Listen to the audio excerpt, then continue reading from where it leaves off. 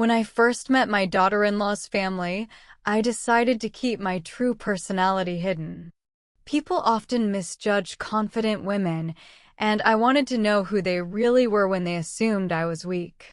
So I put on an old shawl, left my gold jewelry at home, and arrived with nothing but a small handbag and a quiet smile. Her family welcomed me warmly on the surface, but behind their polite expressions, I sensed something else, a sharpness in their eyes, as if they were calculating something. My daughter-in-law, Sarah, squeezed my hand nervously. She wanted this meeting to go well.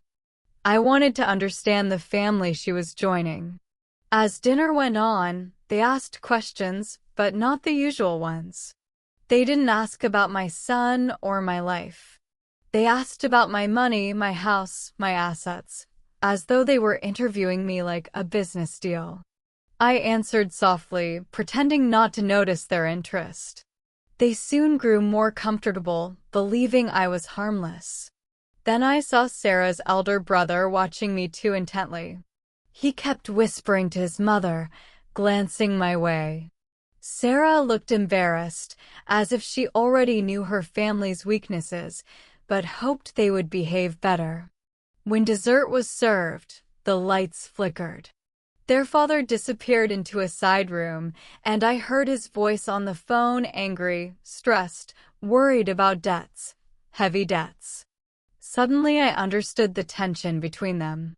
They weren't judging me, they were evaluating me, measuring how much they could take from my son once Sarah married him.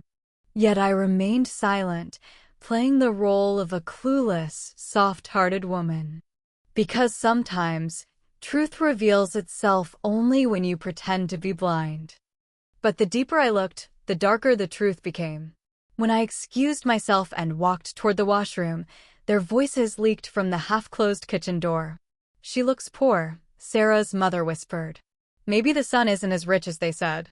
"Find out before the wedding," the brother hissed. "We can't risk another financial disaster." "Another?"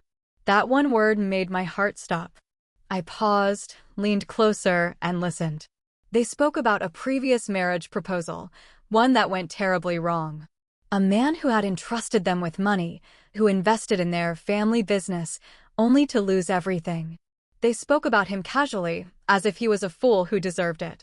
The brother laughed, a cold, cruel laugh, and said, "We just need one good investment to cover the remaining debts. If this mother really owns a house, we're safe." My hands trembled. They weren't just greedy. They were predators. They targeted families, gained trust, then slowly drained them dry. And now they were planning their next victim, my son.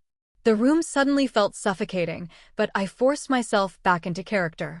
I walked in slowly, pretending not to hear anything. But Sarah looked at me differently this time. She knew I had overheard something. Her eyes begged me not to misunderstand. Later, when I stepped outside for fresh air, she followed. "Auntie," she whispered, voice breaking, "I know my family has problems. I know what they've done. But I'm not like them. Please, don't judge me because of them." Her words were sincere, painful, honest. I didn't know whether to trust her completely, but something told me that Sarah, unlike her family, still had a heart. I decided to play along and set a trap they would never forget. Pretending to stay clueless, I politely asked Sarah's mother if I could help clean up after dinner. She smiled, but it wasn't kindness. It was triumph. She thought I was weak and eager to impress them. While washing dishes beside her, she began probing again. "So, your house is small? Or medium? Or big?" I acted confused. Small? I think." She almost sighed with relief. "And your son? He earns enough to support you both, right?" I looked down and whispered, "We manage." Her smile widened, the type of smile that hides teeth sharp enough to bite. But she didn't know that everything she believed was a lie. My house wasn't small. It was a large 2-story home my late husband built. And my son wasn't managing. He earned enough to support an entire family effortlessly. Still, I pretended to be frail, desperate, and financially struggling. People reveal their real intentions when they think you have nothing to offer. 2 days later, I invited them to my home to bless the wedding preparations. But I didn't clean the house fully. I intentionally left it simple, quiet, with minimal decoration, just enough to look modest. They arrived, glanced around, and instantly judged everything. "So this is it?" the brother whispered. Sarah swallowed hard in embarrassment. But then, like fate itself intervened, my son entered, wearing his office badge and carrying his laptop bag. Her family froze. They realized instantly that he wasn't some struggling worker. He looked professional, confident, and capable. A threat to their plan. Their expressions cracked for the first time. They were caught. In the end, the truth came out and the moral became clear. Later that evening, when my son went upstairs, Sarah's brother confronted me. "You lied to us," he snapped. I finally dropped the act. "No," I said calmly. "I simply let you show your true faces." His mother stepped forward angrily. "We were only trying to protect our daughter."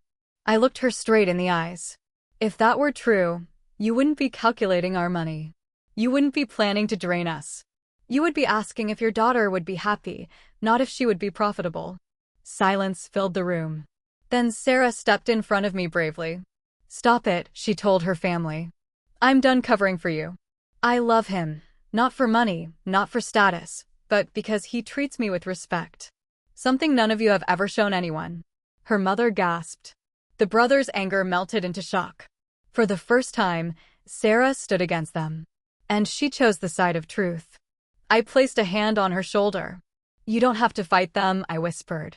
"Just choose who you want to become." Her eyes filled with tears, but they were tears of strength. That night, Sarah returned to our home not as a daughter-in-law, but as a daughter.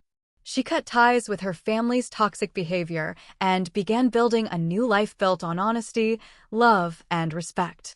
Moral: not everyone who smiles has good intentions. Sometimes you must stay quiet, watch carefully, and protect the ones you love. And sometimes, the bravest thing a person can do is walk away from the people who raised them to become better than what they were taught.